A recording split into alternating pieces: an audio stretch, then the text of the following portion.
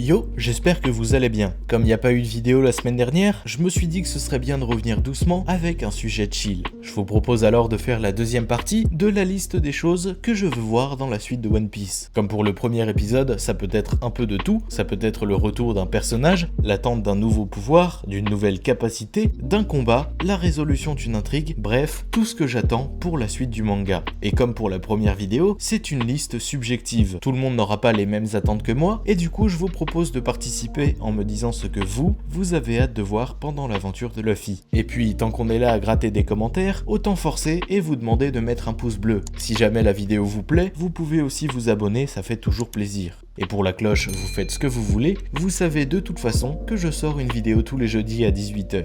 On est reparti pour parler de 10 choses que j'aimerais voir dans One Piece.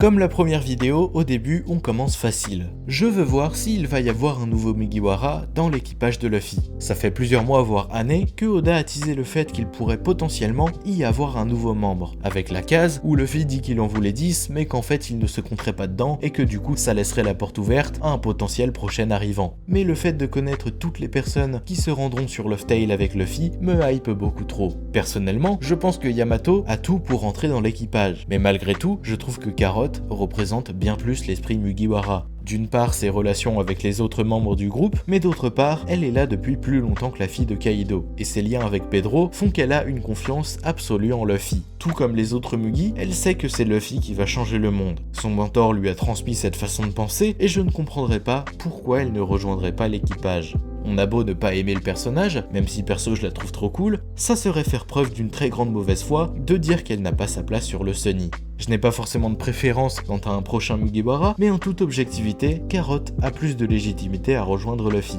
N'hésitez pas à donner votre avis dans les commentaires, tout en restant respectueux des opinions des autres, évidemment.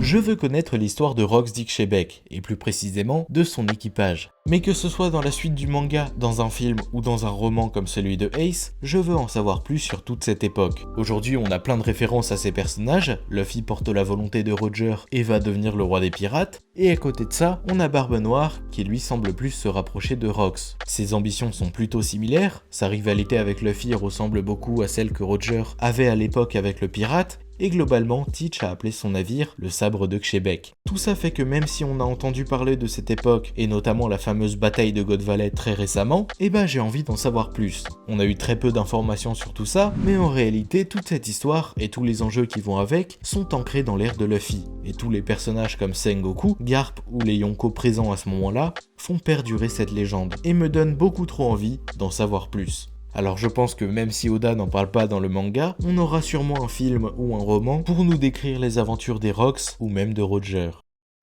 Je veux en savoir plus sur le personnage d'Akainu. Apparu une première fois dans le flashback de Robin, on le voit par la suite au poste d'amiral aux côtés de Kizaru et Aokiji pendant la guerre de Marineford. Il a tué Ace devant Luffy et prend de plus en plus de pouvoir au cours de l'ellipse, jusqu'à devenir amiral en chef. Au même titre que Barbe Noire, il fait très certainement partie de ces personnages qui feront partie des antagonistes finaux de One Piece. Sa vision de la justice diffère énormément de la plupart des gens qu'il dirige, notamment Kobe ou même Smoker, et le but du manga est justement de faire tomber le gouvernement mondial qui encourage cette doctrine. Et puis le passif entre lui et Luffy fait qu'ils vont forcément se rencontrer à un moment ou un autre. Mais ce qui m'intéresse vraiment pour ce personnage, c'est vraiment son passé, et pourquoi il est devenu comme ça. Dans le SBS du tome 65, Oda dessine les amiraux lorsqu'ils étaient enfants, et on peut notamment voir Sakazuki qui semble avoir eu une enfance un peu difficile. Il a l'air de beaucoup se battre, ou en tout cas de devoir souvent se défendre, et c'est sûrement à ce moment-là qu'il a développé la haine qu'il peut avoir envers les pirates. Je veux connaître les origines de Zoro. Le passé de Zoro est vraiment très vide et on n'a pas beaucoup d'informations dessus. Tout ce qu'on sait actuellement, c'est que sa meilleure amie Kuina, à qui il a fait la promesse d'un jour devenir le meilleur épéiste au monde, est morte dans les escaliers. Et dans son village, il y avait un vieil homme qui était en réalité le fondateur de ce lieu, et également au passage le forgeron d'Enma et du Wado Ishimonji, Kozaburo Shimotsuki.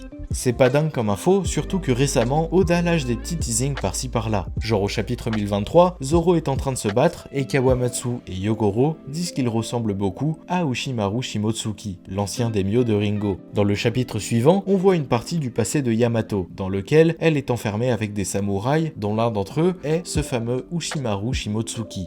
À ce moment-là, on peut se dire qu'il y a beaucoup de chances pour que Zoro soit un Shimotsuki. Et pourtant, dans ce même SBS, l'auteur nous confirme que non. L'ancien daimyo de Ringo n'est pas le père de Zoro. Il y a donc de très fortes chances qu'il ne soit pas issu de cette lignée du tout. Du coup, j'ai envie d'en savoir plus. Si ça se trouve, son ascendance n'a rien de spécial et on se hype pour rien, mais il y a beaucoup trop de teasing pour que ça se finisse si facilement.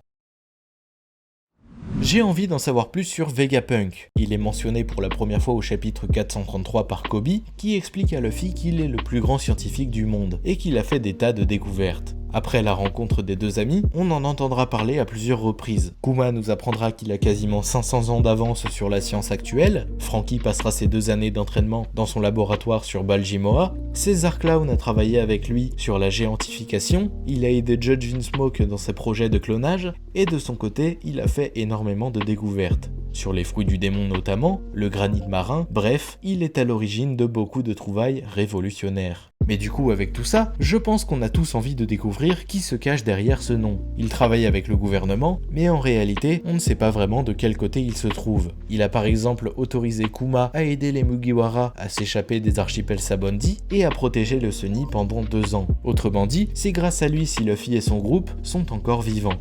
Pourtant, d'un autre côté, c'est lui qui donne les clés au gouvernement mondial de complètement bouleverser l'équilibre des choses, en mettant en place le SSG, une technologie capable de remplacer totalement les Shichibukai. Vegapunk est un personnage presque aussi mystérieux que le One Piece, et je pense que lorsqu'on le rencontrera, il nous donnera énormément de réponses, sur les mystères des fruits du démon par exemple.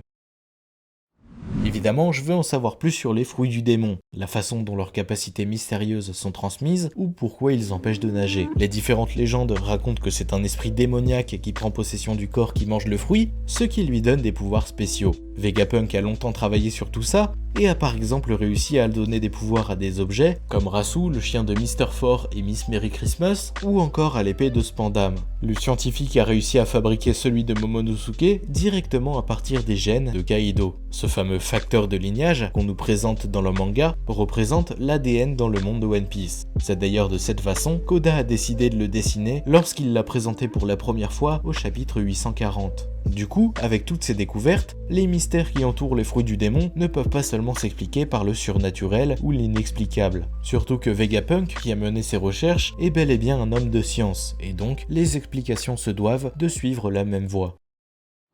Je veux savoir ce que devient Aokiji depuis l'ellipse. Sur Punk Hazard, il a dit à Smoker qu'il n'a pas changé et qu'il a quitté le gouvernement pour faire valoir sa vision de la justice à sa façon. Mais sur Dressrosa, on apprend qu'il est en contact avec l'équipage de Barbe Noire. Alors au bout d'un moment, va falloir choisir. Parce que je suis pas sûr que les valeurs du Yonko soient les mêmes que celles de Kuzan. J'avais déjà fait une vidéo sur lui où je disais qu'il a pu rejoindre l'armée révolutionnaire et qu'il ne se battrait plus contre Robin mais pour qu'elle et Luffy réussissent à atteindre Loftail et faire tomber le gouvernement mondial. Je pense que c'est par exemple lui qui a prévenu Dragon que Teach arrivait sur Baltigo et c'est aussi pour ça qu'il n'y eut aucun blessé malgré le fait que Burgess était caché. Dans tous les cas, je suis sûr qu'on va le revoir à un moment. Peut-être qu'il a gardé beaucoup de contacts dans la marine, notamment Sengoku qui lui faisait confiance, ou encore Garp qui l'a entraîné lorsqu'il est entré dans la marine. Peut-être même que ça peut créer des connexions avec Kobe et l'unité des Sword. Il y a trop de trucs à faire avec ce personnage et je pense qu'on n'a pas fini d'en entendre parler.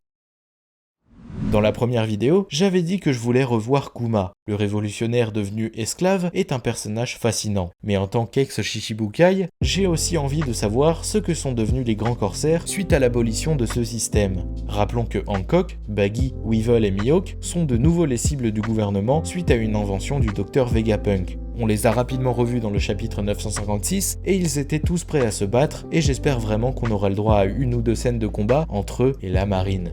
Weevil est celui qu'on connaît le moins et il a l'air vraiment puissant. Au chapitre 802, Kizaru le compare même à Barbe Blanche lorsqu'il était jeune. Je ne sais pas exactement à quoi lui et sa mère pourraient servir dans la suite du manga, mais leur rapport avec les Rocks et aux pirates de Barbe Blanche me hype beaucoup trop. Je me dis alors qu'on pourrait en apprendre plus sur God Valley. Et il reste Boa Hancock qui va se retrouver face à Kobe. Et selon moi, ce n'est pas un hasard si 2 alliés de Luffy sont réunis. C'est sûrement qu'Oda prépare quelque chose et que ça va servir d'une façon ou d'une autre à Luffy. Peut-être que le futur amiral verrait le tatouage de l'impératrice pendant un affrontement et au vu de ses convictions et de ses valeurs, il la laisserait partir. Et il se rendrait compte qu'ils ont tous les deux un rapport avec Luffy. Je sais pas trop où ça peut aller, mais à mon avis, il peut se passer des trucs très cool entre les deux.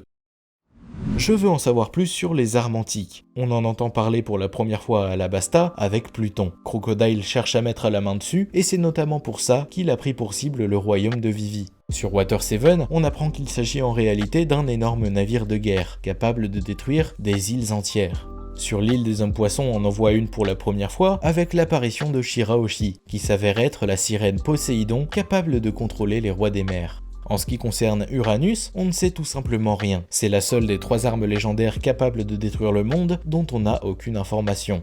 Est-ce un objet comme la première ou une personne comme la deuxième? Ou au contraire, est-ce tout autre chose? Et puis, en plus de tout ça, je veux surtout voir à quoi elles peuvent ressembler. Un bateau comme celui-là doit avoir des particularités de fou, qu'on ne verrait pas ailleurs, et qui surtout ne peut pas être construit par hasard. Les plans sont sûrement très précis, et je pense que Franky est aujourd'hui le seul à les connaître. À mon avis, si Luffy veut accomplir ce que Roger n'a pas pu terminer, il va falloir réunir ces 3 armes antiques. Le cyborg de l'équipage est sûrement en mesure de fabriquer la première, Shirahoshi est du côté des Mugiwara, il ne manque alors plus que Uranus. Personnellement, je n'ai aucune idée par qui ou quoi elle est incarnée, mais c'est peut-être l'une des choses que j'attends le plus dans la suite de One Piece. Ce serait trop cool de revoir la flotte de Luffy. Après Dressrosa, tous ceux qui l'ont aidé pendant qu'il se battait contre Doflamingo se sont mis d'accord pour lui venir en aide si jamais il leur demandait.